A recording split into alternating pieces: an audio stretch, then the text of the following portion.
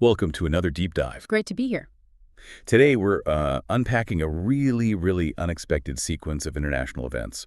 A week that felt, well, less like normal geopolitics and more like we'd somehow slipped into what one source called a ludicrous timeline. Yeah, it's quite a description. It's a story where, bizarrely, a media storm, even a single swear word, ended up grabbing more attention than actual bombs, Uh-huh. which is something. Right. And for this deep dive, our main source is actually a detailed comedic analysis. Specifically, we're drawing from Trevor Noah's YouTube video, Trump Dropping Bombs for Peace. It gives a really unique but surprisingly clear view on these complex events and how people saw them. So our mission today is basically to explore how that week unfolded, a week that genuinely felt like it could tip into a major conflict. Yeah. We'll pull out the key points from Noah's take to show how perception can just completely overshadow reality, especially now with, constant information flying around. And just so we're crystal clear up front, we're relaying the source's depiction here. We're staying neutral on the actual geopolitical stuff itself. Absolutely. Just reporting on the analysis provided. Okay, so let's set the scene. The source paints this picture of a really crazy week. It went from feeling like, oh, this is almost comedy, to suddenly, whoa, brink of World War III.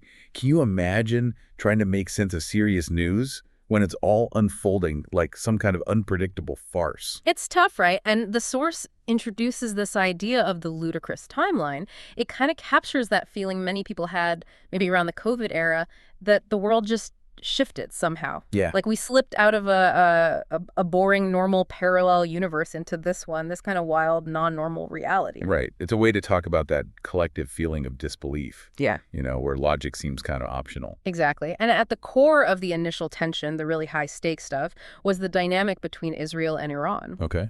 As the source tells it, Iran was actually getting pretty close to negotiating a big nuclear deal with America. Right. I remember that context. Yeah, they were like, making progress, getting close, getting super close.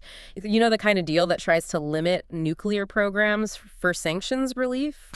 Always tricky stuff. Super tricky. And just as they're getting close. That's when, according to this account, Israel steps in. Their position was basically, no deal. And then, boom, launched missiles at Iran. Specifically, the source says, to stop that deal happening. Okay, so Israel launches missiles to scuttle the deal. What was Iran's immediate reaction? Did they just take it? Oh, no. They retaliated pretty fast with their own missile. It became this quick back and forth. Okay, missile for missile. Well, yes, but the source makes this really pointed comparison. It describes Iran's missiles like cheap fireworks. Like the ones when you were a kid. Exactly. The ones that just go PFT, and are kind of disappointing. Yeah, totally. It sounds funny, but it's used to make a pretty stark point, satirically maybe, about the difference in their military capabilities, at least how it's presented here. It really shows how, power imbalances can shape these conflicts. Okay, so things are escalating.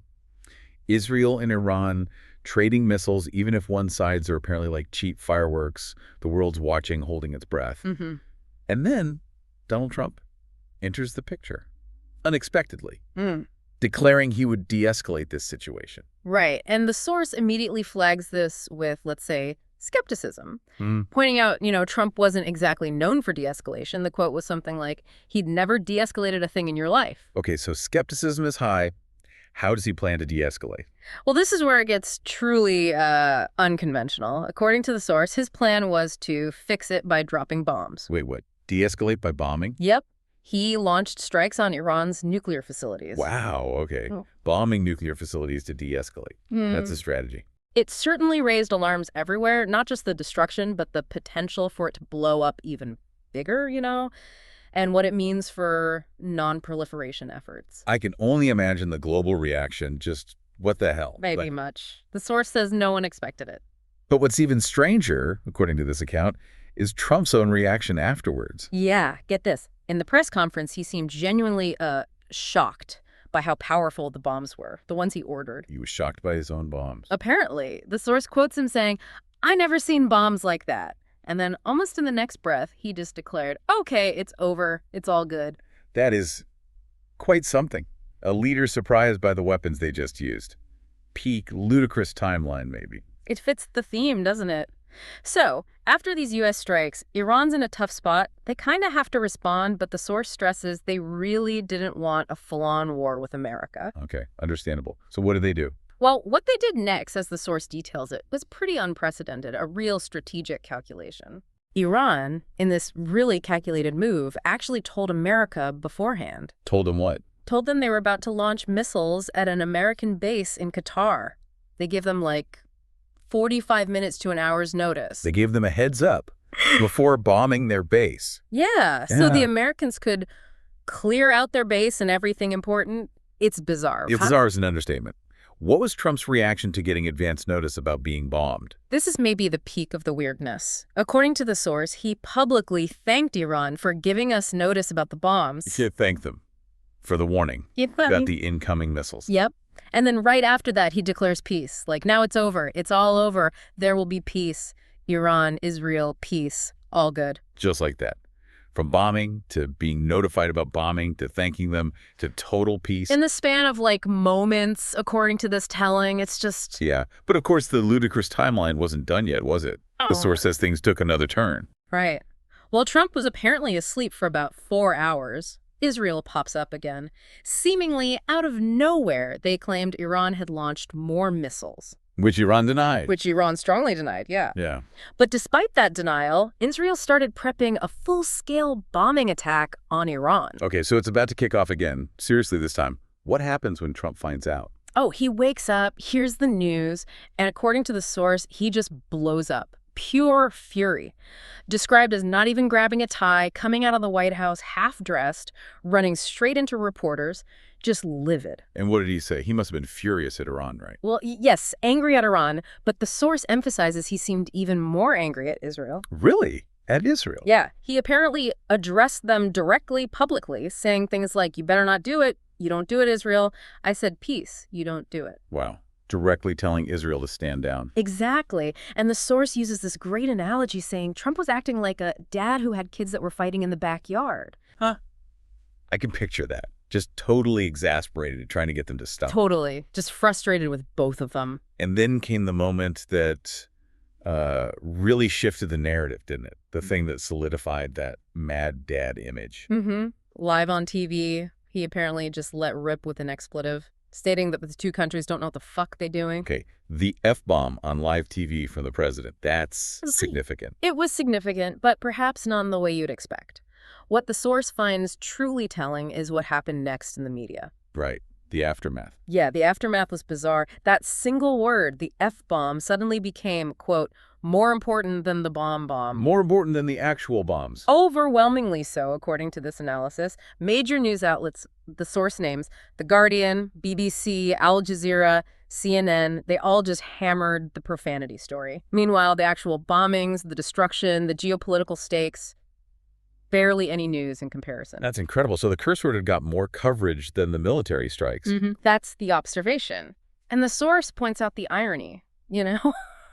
How so? Media outlets would apparently show footage of cities being leveled, maybe with a quick graphic warning, maybe not. But for this one word, stern warnings. Pearl clutching. Right. Like the word itself was more dangerous or offensive than the visuals of destruction. Exactly. The source puts it like, it was treated as if words are forever, but bombs you can take back, which is obviously absurd. Yeah, it really highlights a strange disconnect in what gets prioritized. Definitely. Okay, so let's just quickly recap this whirlwind. We had Israel-Iran tensions near boiling point over a potential deal. Mm-hmm. Then Israel bombs Iran. Iran retaliates with fireworks. Mm-hmm. Trump de-escalates by bombing Iran's nuclear sites. Then feels shocked by his own bombs. Right. Then Iran notifies the U.S. before bombing their base. Trump thanks them and declares peace. Only for Israel to nearly launch a full-scale attack while he's asleep. Prompting Trump's furious, half-dressed, mad dad intervention, capped off with the F-bomb. Which then dominates the news cycle more than any actual bomb. It's quite a sequence. It really is. And the aha moment here, for you listening, is really how that focus shifted, how the attention of, major news outlets and maybe the public too, just veered away from the actual conflict, the bombs, the danger. And onto a single swear word from a world leader. Exactly. It shows how easily the symbolic can just swamp the substantive in the way we talk about things. Yeah, this whole deep dive really hammers home how easily our attention gets pulled around.